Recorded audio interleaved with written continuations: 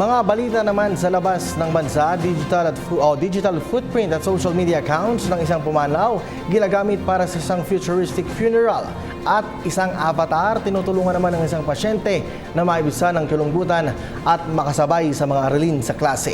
Yan ang mga balitang hatid ni Pauline Requesto.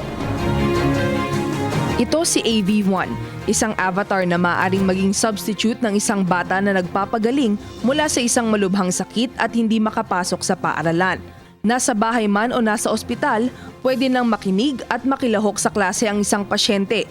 Gamit ang kanyang tablet o Android phone, nagsisilbi ang AV1 bilang kanyang mata, tenga at boses sa eskwela. Binuo ang avatar ng Norwegian firm na No Isolation. Paliwanag ng kumpanya, pwedeng ipatong ang robot sa upuan ng bata sa loob ng classroom at maaari itong dalhin ng kanyang mga kaibigan tuwing recess.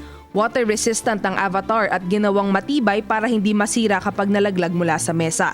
Layunin ng kumpanya na mabawasan ang lungkot na nararamdaman ng mga batang hindi nakakapasok sa eskwela at nalalayo sa kanilang mga kaibigan dahil sa sakit. Pinag-aaralan ng isang artist sa California kung papaano gagamitin ang social media at digital artifacts ng isang pumanaw para lumikha ng isang futuristic na libing. Gumawa ang artist na si Gabriel Barcia Colombo ng isang serye ng interactive performances na tumatalakay sa kamatayan, teknolohiya at social media. Sa Hereafter Institute, binibigyang kapangyarihan ni Barcia Colombo ang isang individual na gamitin ang social media accounts nito para maalala ng mga tao. Hindi na lamang larawan ng isang pumanaw ang pwedeng ilagay sa isang locket.